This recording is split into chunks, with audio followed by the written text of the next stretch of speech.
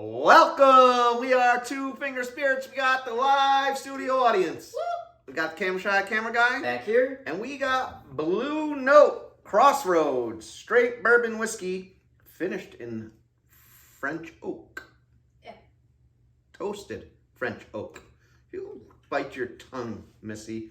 Shut your mouth when you're talking to me. We just had a wee taste of this and we're going to do it all over again for you fine folks out there in the interweb. This is what we do for you. Is that what we do? Amongst other things. This is my glass. Ew. What ew's going on here? So, Blue Note Crossroads straight bourbon whiskey finished in toasted French oak barrels. Okay. So I believe those barrels, they never housed anything else, right? There was no wine or anything, and they're just French oak. It sounds like they're just toasted. Unused French oak, right? Right, because if there was a wine in it, it would say a French oak with so empty French oak. Empty. So new French oak. So the distilleries being our distilling, but I think this is actually from MGP. Mostly, well, I'll get to the mash bill. Because it's finished in oak barrels, it really loses its bourbon designation legally. It becomes a specialty whiskey, right? So they don't have to put who distilled it on the bottle anymore. You're absolutely right. And they can't call it a straight bourbon whiskey, but it's... But they did. Yeah, but it's straight bourbon whiskey. But it's a bourbon that was finished, therefore no longer being a bourbon. Legally? I don't know. Argue with me in the comments. We love that. It's unfiltered. I can't keep track of all that, but yeah. Okay. Unfiltered, much like me. All right. They're from Memphis, Tennessee. This pays homage to the Crossroads, known as the intersection of 49 and 61. You know what famous event went down there? I do. They signed the Declaration of Independence there. What you just said is one of the most insanely idiotic things I have ever heard. Robert Johnson sold his soul to the devil to be a great guitar player. He met the devil at midnight, handed him his guitar, Satan tuned it, handed it back, and begins the legend of Robert Johnson. Yep. I thought that happened in Georgia. Nope, Memphis, Tennessee. Come on. So it took him 2 years of research to come up with this plan to finish it in oak barrels, French oak barrels. 2 years of research. Yeah, partnership with a boutique wine cooperage in central France. I would love to read the research. Yeah, me too. So we've done a few Blue Notes, right? We've done the Juke joint. Love it. You were absent for it. But I had it. But you had it. Love it. And we did the premium small batch, and we had a cash strength at the same time. Right. And that was with the good folks from American Whiskey Experience, Pete and James. And also they actually reviewed this on their channel. That's where I first heard of it. And then when I saw it 2 days ago, I bought it and sold it to you. You gotta stock the bar, right? Stock the bar? But do they also do the river set? That's by that's the B&R That's the rye. Distilling. Yeah, and we were gonna review that, but the bottle disappeared. I don't know. Do you know what happened to that? No. I kept hearing glug glug glug, and then I turned around and the bottle was empty. I have no idea what happened to that bottle. Did you at least like it? Because I'm not sure I even got a chance to try I it. thoroughly enjoyed it. Okay. MSRP is $40. Okay. You got it for $47. It's fine. Mash bill is 60% corn, 36% rye, and 4% malted barley. 36% rye. It's a high rye, but that is one of the 4 or 5 mash bills from MGP. So that's what makes me think this is from MGP, because it's the exact mash bill that they use for their 36% rye bourbon. Interesting. Yeah. So there's no age statement, which means it's at least 4 years old, right? Right. Okay. And the proof is 100. No, at least 2 years old. Oh, please don't make a fool of yourself on the channel like this. I always make a fool of myself. I thought it was 2 years. Come on. So the bonded is 4 years? Straight bourbon means it has to be at least 2 years, but if it has no age statement, it has to be at least 4 years old. Ah, fact. I just learned something. Again. Schooled you.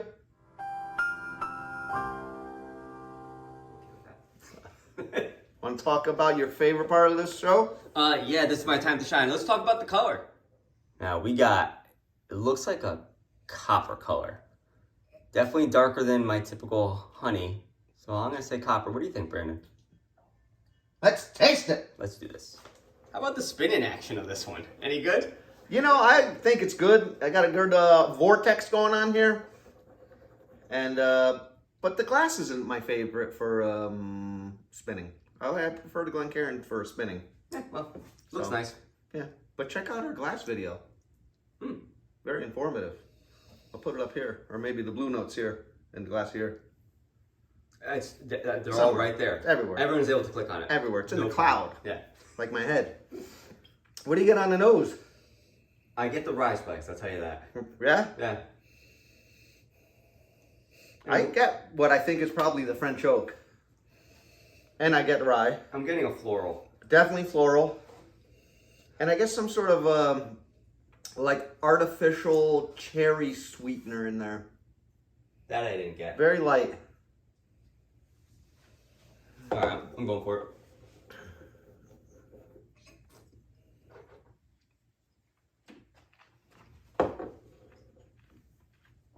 So this is 100 proof. It tastes like 100 proof. It's not too hot. I might guess it was 93 if I wasn't told. Yeah, slight Kentucky hug on a swallow. Palate, again, I get the French oak. I get some baking spices, a little bit of vanilla, some almonds, and I'm kind of sorry to say, baking soda. Baking soda. I don't know if it's an almond or a walnut, but it's I want to say it's some type of nut. I want to say it's more of a walnut. Oh, you're gonna veto my almond and raise me a walnut? No. Okay. And then the finish, it's on a shorter side for me. Really short. I get the French oak. I get the baking soda again. I don't know if I get baking soda. I think the finish is very pleasant. I can't pinpoint any flavors. You get that. It's almost like a rye finish. Slight bitter. Yeah, a little bit of rye in there. It is high rye. It's good. I like this. I don't love it, but I like it. It'd be good at $27. I'd pay up to 35, I think. I wouldn't. No? There's so many really good whiskeys at 35. I think this is under 30 bottle, and yeah, MSRP is 40. Connecticut, I'm sure it's going to be 65 soon enough. Right. Yeah, it's okay. It's not great. What do you think? Keep the stock by again? It's a pass for me. No, Pass? I don't think I'll get it again. And I kind of like what they're about. I wish I could say I loved it. I don't. I think it's okay. All right. So I'm glad I tasted it. Probably won't buy it again for me. Yeah. But I am glad I tried it, and I do like the other offerings. So it's not going to turn me off from trying other. I'll try another one. Yep, Someone definitely. gave me a bottle of that 17-year-old. I'd try that. I didn't even know that existed, but I'd like to. Yeah, learn they more got about they it. got an uncut too, or an uncut and unfiltered or something like that. So I'd like to try that. Nice. How about a quote from Sleepy John Estes? Huh? He says, "If the water was whiskey and I was a diving duck, I would swim to the bottom and I would never come up." That's brilliant. That's from his song from I think 1927, Diving Duck Blues. Check it out. Hey, very thanks appropriate. so much for coming. We really appreciate your support. Comment, like, share. Check out our social media, Facebook, Instagram. And subscribe if you can. Subscribe. Thank you so much, everybody. Cheers. Cheers. Now the river was whiskey, and I was a diving duck.